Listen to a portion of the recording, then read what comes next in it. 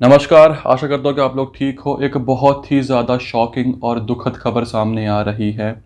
Singer के कृष्ण कुमार कुन्नत अब हमारे बीच नहीं रहे। 31 मई देर रात 11 बजे ये खबर सामने आई कि सिंगर के का निधन हो चुका है।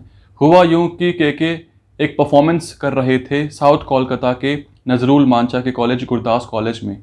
आपको पता ही है जब के कॉन्सर्ट्स करते हैं तो उनके कॉन्सर्ट्स कितने ज़्यादा इलेक्ट्रीफाइंग होते हैं। कॉन्सर्ट काफ़ी अच्छा चल रहा था, सब लोग एंजॉय कर रहे थे। इसी बीच उन्हें काफ़ी ज़्यादा हैवीनेस महसूस हुई। ये वो वीडियो है जो सामने आया है के का अपने आखिरी पलों में, जब वो कॉन्सर्ट कर चुके थे।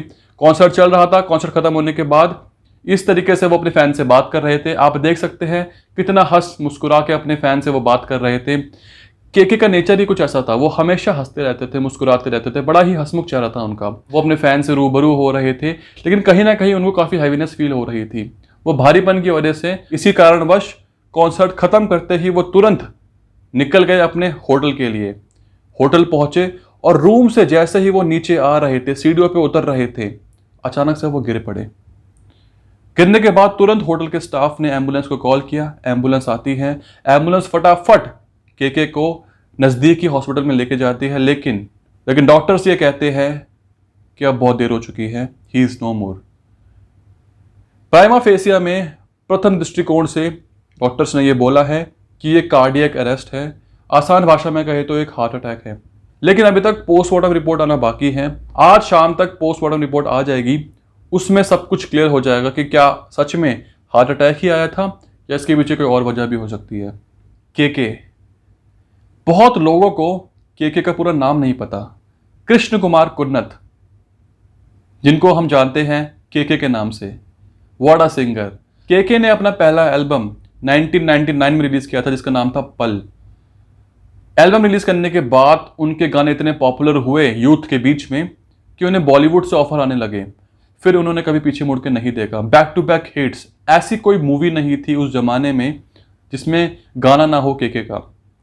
के सॉन्ग्स यानी कि romantic melodies, what a beautiful voice he has. हमारा तो बचपन ही के गाने सुन सुन के बीता है। 3 दशकों तक के आवाज ने हमें कभी रुलाया, कभी हंसाया, कभी झूमने पर मजबूर किया। ऐसे सिंगर थे के अपना जीवन काफी सादगी से बिताया करते थे। कभी भी के ने कोई कंट्रोवर्सी नहीं करी। आपने देखा होगा बहुत सारे सिंगर्स होते हैं, बहुत सारे सेलिब्रिटीज होते हैं जो बहुत सारी कंट्रोवर्सीज क्रिएट करते हैं लाइमलाइट में आने के लिए। के ऐसा कभी कुछ नहीं करते थे। बहुत लोगों को पता नहीं है कि कितने सारे गाने के ने गाए हैं, ना ही सिर्फ हिंदी में, बंगाली में, तमिल में, तेलुगु में, कन्नड़ा में, बहुत सारी भाषाओं में के गाना गा चुके थे। के को स्टेज परफॉर्मेंस करना बहुत पसंद था। एक बार मुझे याद है मैंने भी के का परफॉर्मेंस अटेंड किया था, क्योंकि आईपी यूनिवर्सिटी में हुआ था। मेरा सौभाग्य था कि मुझे उनको लाइव देखने का मौका मिला, उनको लाइव सुनने का मौका मिला। क्या एनर्जी वो लेके आते हैं, मतलब वो एरा जो अपने आसपास वो बना लेते हैं, वो मतलब कोई बना ही नहीं सकता। वो जो अपना एरा क्रिएट करते हैं अपने गानों से, अपने कॉन्सर्ट से, वो महसूस करने का मौका मुझे मिला।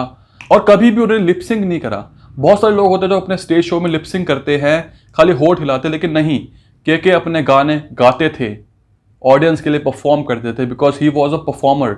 ऐसा कोई शख्स नहीं होगा जिसके फोन की प्लेलिस्ट में गाना ना हो के का। मेरी तो पूरी प्लेलिस्ट है जिसमें सिर्फ और सिर्फ के गाने भरे हुए हैं। तो के दिस इज रियली शॉकिंग, बहुत दुख की बात है। 2 दिन पहले 29 मई को हमने सिद्धू मूसेवाला को खोया, और अब 31 मई को हमने के को भी खो दिया। एक जो पंजाबी म्यूजिक इंडस्ट्री का रॉक स्टार था और एक जो हिंदी म्यूजिक इंडस्ट्री का रॉक स्टार था, अब दोनों हमारे बीच नहीं रहे। पता नहीं और कितने दुख लेके आएगा ये साल। उनके एक गाने की लाइन मुझे याद आ रही है, हम रहे या ना रहे कल, कल याद आएंगे ये पल। आप मुझे बताइए कमेंट करके कि आपका कौन सा फेवरेट सॉन्ग है के का। ओम शांति।